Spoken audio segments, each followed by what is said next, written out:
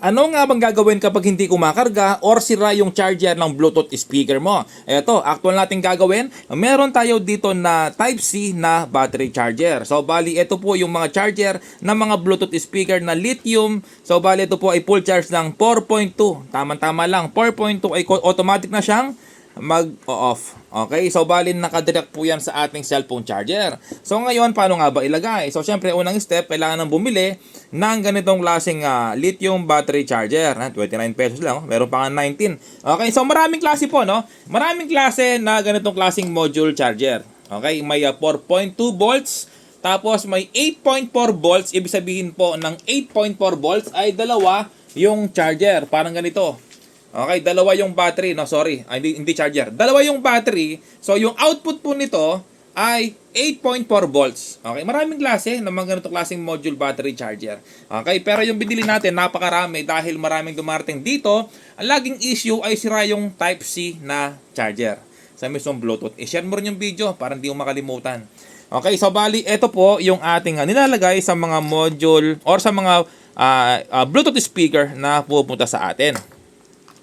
Okay, tig single ng battery lang po sila na yun nga po 4.2 volts. Okay? So alisin ko muna to. Kita niyo naman tester natin yung output 4.2 volts. So unang step, kailangan mo kalasin ang inyong yung ating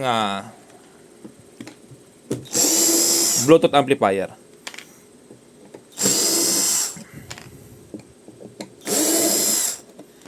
Tapos, next na gagawin nyo, ilalagay lang sa battery. Direkta lang, napakadali. Walang catch yung video. Alasin mo dito. Kasi kung minsan, ito yung sira niya. Yan, yung salpakan dito. Kung minsan, sira-sira na po yan. Pero kung magaling po kayo, alam yung palitan, palitan nyo.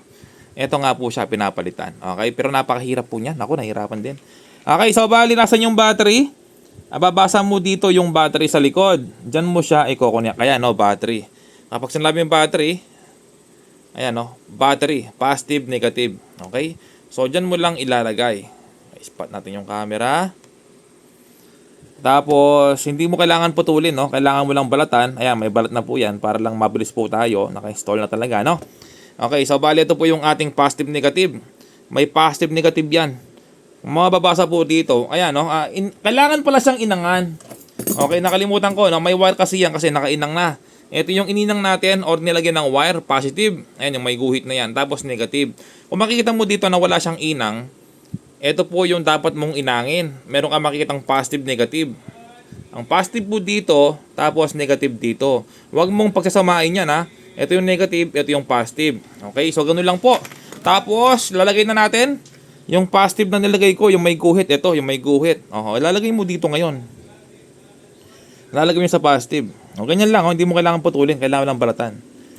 Tapos sa kabila, negative. Ayan, ganyan lang po. Maraming salamat po sa mga concern sa atin na yun nga po, mataas yung aking cholesterol. Maraming salamat po sa inyo. Ito po, nagagamot na ako. Low carb muna, wala mo nang ganong kanin. Okay, so bali ito po, Ayan, ganyan lang kadali, walang kahirap-hirap. Tapos, syempre, kung alam mong baklasin dito, alisin mo. Pero ako, hindi ko na binabaklas yan. Ilalabas mo na lang. Okay, pwede kang magbutas dito, sa gilid, Butasan mo dyan at ilabas mo dito. Tapos lagyan mo ng glue stick. Tapos, ayan, syempre lalabas na dyan. Okay, para lang mabilis po tayo. Ayan, subukan na po natin, Ayan, maka-repair man, Ayan.